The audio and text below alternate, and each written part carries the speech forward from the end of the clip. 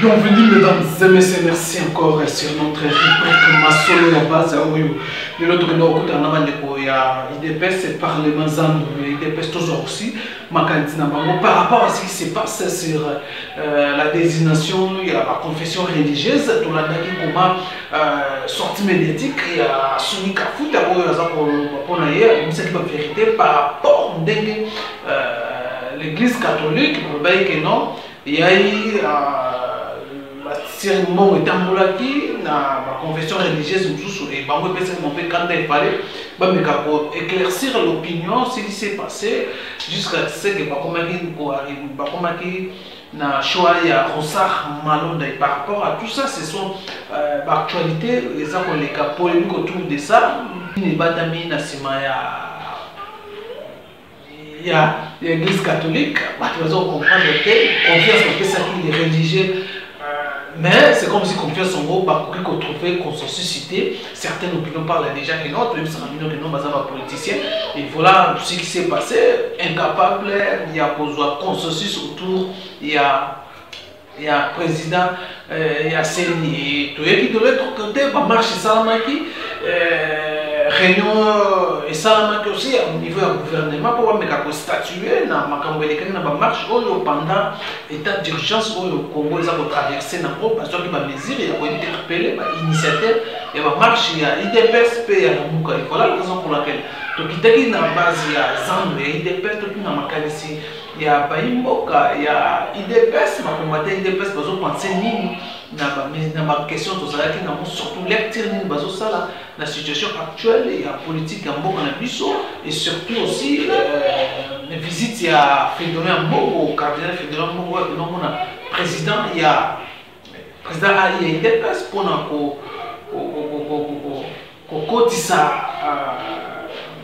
Jean-Pierre Bemba dans un processus, que ce processus est lié à Zakoloba.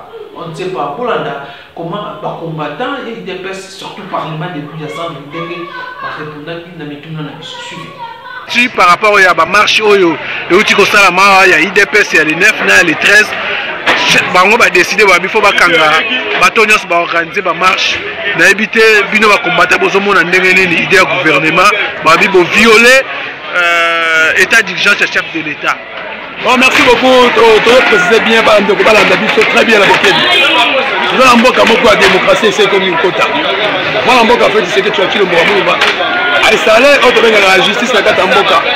La carte de justice, c'est la démocratie sur les ventes. Ah, tu as option au gouvernement à suivre.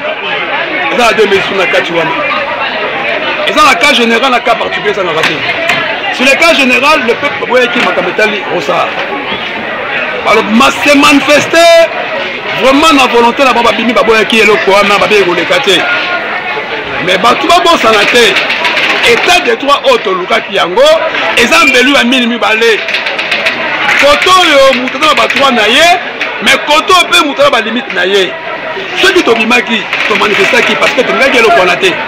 Mais quelque part, l'état de droit, l'état d'urgence, l'état d'option.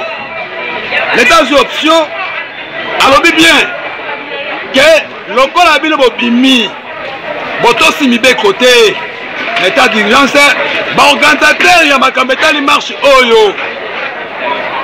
Et Sengeli, l'État assambisa toi tout na akanga bango, pourquoi passer le makambouana na cet état d'urgence. Donc on souffle, peut-être qu'on accepter parce que l'État aussi à l'État moutanzo quoi l'État était.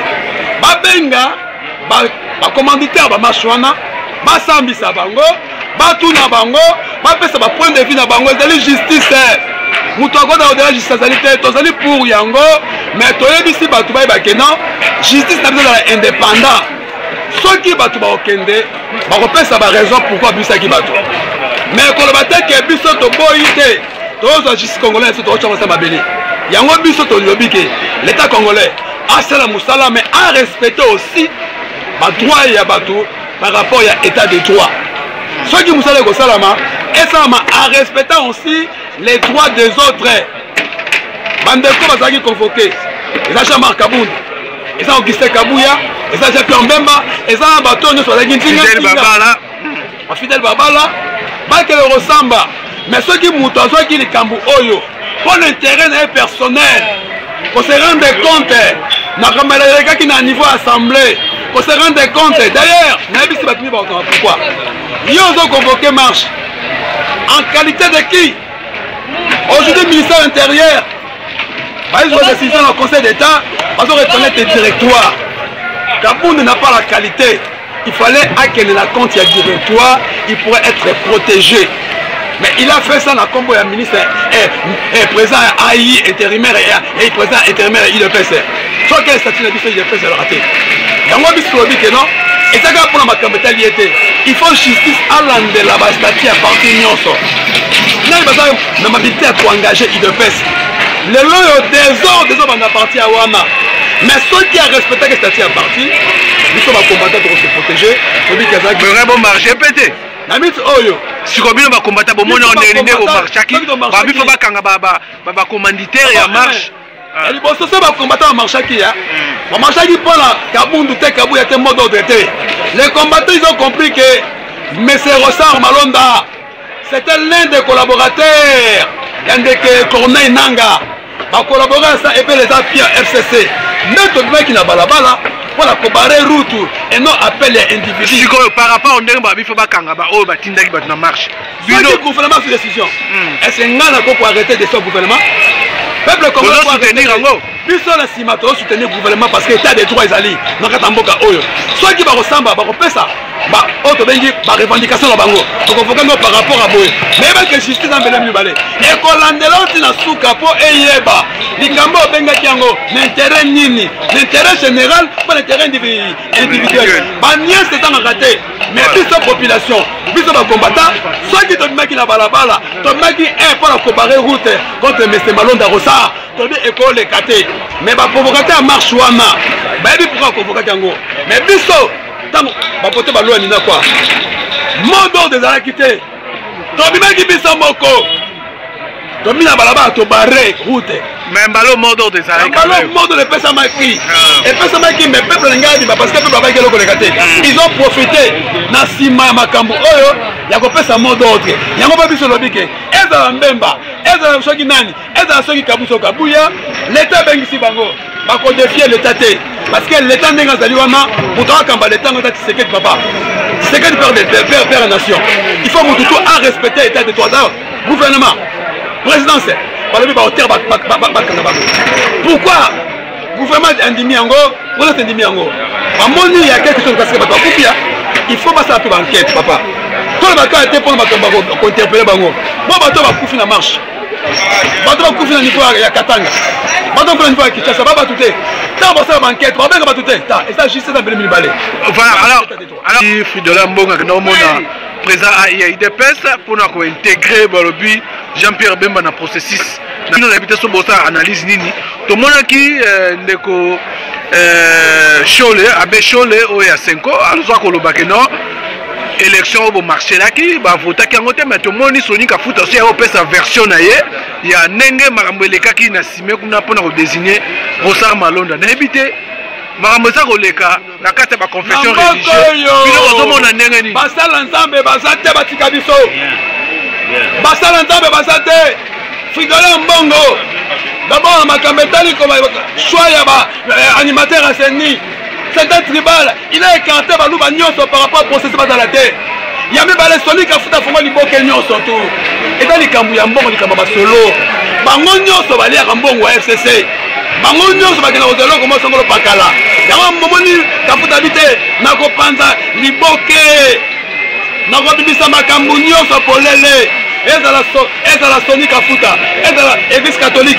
Biso Nyonso pour la bâtir, Miyibi, Tosolo Laka. Et dans les camps où il y a consensus, c'était dans les cartes qui préparées parce qu'il y a des Mbongo. Il y a un des Mbongo, l'intérêt, coutanité. Si on dit bien, Moudlogo l'Afrique Mbongo, alors on a de la mine part à Kepa Jean-Marc Kaboul. Cardinal Kepa Jean-Marc Kaboul, en Senga, va intégrer Jean-Pierre même à la carte à processus. D'abord, Jean-Marc Kaboul, Azali simple combattant IDPS, Azali président intérimaire, on a mis personne à la carte IDPS. Mais c'est le plan fonction à la carte IDPS, qualité exatée. Fridolin Mbongo a s'est trompé, a mis balai. Jean-Pierre Mbemba jusqu'à présent, a dans un problème au niveau de ce pays. Aïe, Aoua, grâce au chef de l'État, à son équipement, et grâce aussi à l'Union, tu as mis devant dit Awa.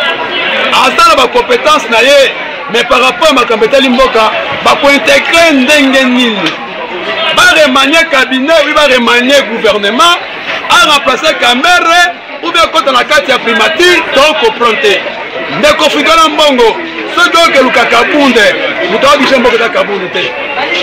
À côté de la chef de l'État, chef de l'État qui va vérité par rapport à tel processus. Le processus c'est décollé. Jamais il y a dialogue, il y a photo qui est dialogue. Oui, Nalandi m'a dit quoi dialogue. Dialogue est comme Salama. Ou pas. Mais dialogue est partir de pouvoir. Yambalo, tu comptes ma point de vue à battre sur la démocratie pour l'intérêt en Boka. Mais d'aller partager le pouvoir, mais en bon, on est quand ça dialogue, à vouloir que Norbenga Martin Fayoulou, Norbenga Jean-Pierre Mbemba, contre la tête à processus électoral. Nandengue Nini. Yango toujours pendant que boye. Tolobi bien, en bongo, Sonic Afuta, bango tout égal à Dengue Moko. Tolingi cette fois-ci, même bande Kobaza au bord de la Seigneur, va faire service à ta droit de l'homme. Bape service à Tabataba, j'étais civil, Moussoussou.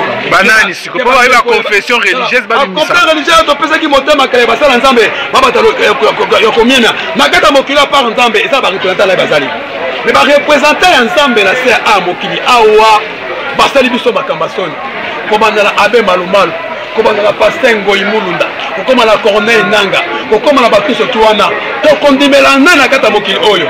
Yango moni awa omoni likambo eleki awa ambonga ke akutani na jamais akabunde ngara kanti akene koyata musuzu aba akabunde te tozala besoin unité bobule kufa ote joa toi Jean-Pierre Mbemba akota la kata processus siko kabunde pas chef de l'état ata la gouvernement ata qui membre premier vice-président de l'Assemblée nationale balongola commence à être député pour taber en question kunate na IDPS pe kuna jamais kabunde le ministère intérieur est revenu traité. Article qui a combattu IDPS, mais à défier chef de l'État par intérim. Pour semaine, au système semaine de gouvernement, pour le ministère intérieur, à Kanga IDPS, va restaurer directoire pour directeur et quota pour porter dans la unité. Dans mon moment, Makambo Oyo, peuple a bien voté, a bien voté. Jamais Kabunda Makambo ici. Dans mon moment, il va se tout. Les Kambouana, justice à lobby va interpeller Bango. Tala, Bakangi Kameri. Bakangi ari magie.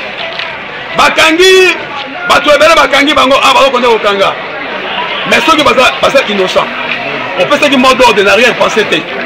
Aucun ressemba. Ba parlementaire debout. Voilà un message na musika to wapi. Gouvernement o mutache ngo dali Tshisekedi. Comment dire que yo na kabalo sali on nga osenga démission ya Kakonde. C'est pas Kakonde qui a pris autre bengi bani résolution na. C'est le gouvernement, le gouvernement sangana lobby. Babiba kanga bango. Qui a fait une démission à Kakonde. Mais attention nini. Yo membre IDPS. Au contraire, Kakonde a voulu qu'il est pire. Abi chef d'état lobby ton état de pas tambolaté. Toi qui est la carte il y a dialogue. Ton solo la tome harmonisé. Il y a mon chef de l'état ça qui discours. À lobby ba qui a consensus. Et là on est relégaté. Tobima qui par rapport au pays qui a relaxé la base c'est tout que non.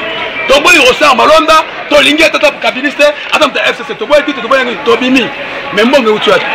Voilà. Voilà. Alors à tous aussi président José, il n'y a pas Baksa moi Mouké. Mbote président José. Mbote de Kosman. Tolandi cordon le cordon Arma par rapport à Ndenge Masolo Tozobeta concernant marche Ndenge Salamaki. Tolandaki gouvernement à l'obifo a interpellé ba kanga bato nyonso ba organisateur nyonso ba marche. N'habité comment bino bozomona ngo parce que bino pe bombimaki libanda. Tomoni certaines opinions bazo comment ba ngba cibler batala muka pourquoi pas bataille de presse ba marcher ba lobaki ngo après réunion ya après marche à la muka ba sali réunion et puis bazo senga ba kanga ba organisateur. Non là c'est pas parce que le gouvernement c'est le gouvernement congolais, le gouvernement Bissot. Le président c'est Fatih Béton, dit le rouge. Alors il va kanga ba organisateur nyons. Oui. Tobimane le rôle peuple congolais. Oya CP na été le Cameroun mboka na pas bima na marche. Donc abimi la protestation à contester le Cameroun ça malamboka na biso. Comme tant on va UDPS. La UDPS c'est par défaut. Les organisateurs à UDPS, c'est basé na défaut de qualité. Donc, il y a bien un marche, voilà. Président Aïe. Ousmane, la UDPS, président Aïe à la raquette. Article 26 à statut. C'est un directoire composé du président de la CEP, président de la convention et le secrétaire général. Ce qui nous a signé le document président Aïe, défaut de qualité. Ce qui nous a signé le document secrétaire général, défaut de qualité. Donc, pour Bakanga. Oui, le gouvernement est le comme on a ces parties. Après, si Mbela, Bakanga Bakanga, Nyos. N'a pas auteur, n'a pas co-auteur, n'a pas provocateur. Parce qu'il y a réaction lorsqu'il y a action. La réaction suit l'action. Banane baluka qui marche ça là. Bakanga pe bango. Banane ba convoquer marche là. Bakanga pe bango. Bakanga na bato baluka qui ba loi minako na mo ya Rosar Ambo, Rosar Malonda. Bakanga bango. Oui, nous sommes pro, nous sommes pour que Bakanga bato c'est ba organisation en marche. Alors nous sommes le peuple congolais, le boya qui nous sommes en Rosar, tu peux pas loi minako.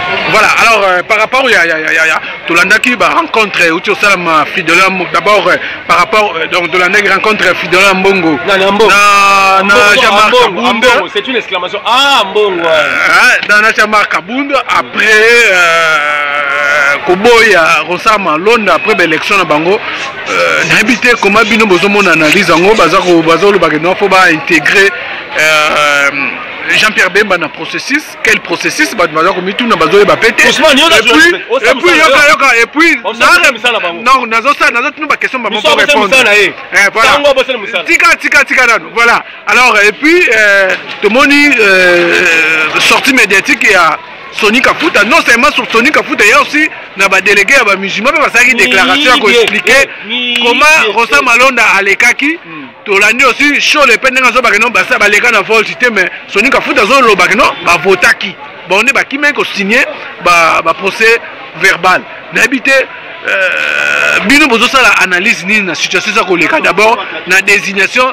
Il y a Rosar Malonda, oh, le vérité, vérité entre l'église catholique et la confession religieuse. Le grand journaliste, il y a aux Anatans. Il y a un Moussala, il y a un sousté. Ça, on a un Moussala. Cardinal, il y a un Moussala. Comme il est commissionnaire. Il y a la commission. Il y a Équateur. Parce qu'il n'y a pas Jean Makaboun. En quelle qualité? Jean Makaboun est qui au Congo? Alors, on a l'Assemblée nationale. Il y a quelqu'un qui a été archidiocèse, ni diocèse, ni paroisse, sur la bosse, il y a un zéla. Il y a qui va consciembil là-bas, au lieu d'un bon mot, au justifier un bon côté. Il y a son. Alors, ben bazon, quel processus électoral? Il y a une. Même d'abord, on a un problème de la CPT. Quand il fait une chose, récidive. Il y a un permis de politique. Parce que mandat Félix, et bien là, Mikolo, il y a quand même date, il y a une élection. Pour dire, c'est qu'un bon fait, il a encore violé. Il est allé chez Kaboun comme qui? Kaboun Nazanan. Président, défaut de qualité. Défaut de qualité. Secrétaire général, défaut de qualité sous. Parce que, à comment l'intérim? L'intérim n'engage même pas. Nabani sous de Ousmane. Au bout de Marawana, article 26 de la Constitution. Toute manifestation est à protéger. Le peuple a les abîmés. Nous avons contraindre. Pas de contraintes. Il y a un parce que la boîte est à sa camossolo. Bambongo, Baé consommation, Mbongo, la bango, Baliaki. On a dit Sony Kafuta, Toliaki Mbongo. Mais il y a des victimes. Solaye, Solandimi, à 5 mais pardon, le peuple congolais. Ça c'est grave. Bon, c'est même pardon, parce que vous savez les bêtises. Bon, M. Malonda, une complicité. Malonda, église qui manque, pas beau qui. Pas ça qui manque. Église habituée, billetée. Billetée. Mais au début, pourquoi pas déclarer ça? Ousmane, Mamzé Belé, Mbongo et Tambola qui Sonia, le bien Mbongo et Tambola qui était. Sonia, le bien Mbongo, Baliaki Mbongo, c'est pas Mbongo Mbongo, c'est pas conseil Mbongo. Balien Mbongo. Avec Sonia, le bien que non, Bazari n'a soupçon Mbongo et Tambola. Ousmane. Sony Kafuta a la place à Kopi Ali. On a vu Sony Kafuta. 7-7, 8-8, 9-9, 10-10, 11-11, 12-12. So lundi, il n'y a pas d'enseignement. Il y a que on a 7 000, on a 7 $, on a 5 000 $. Par rapport à jour, par rapport à Mbongo. Donc lui, c'est l'argent. Lorsque soya Mbongo,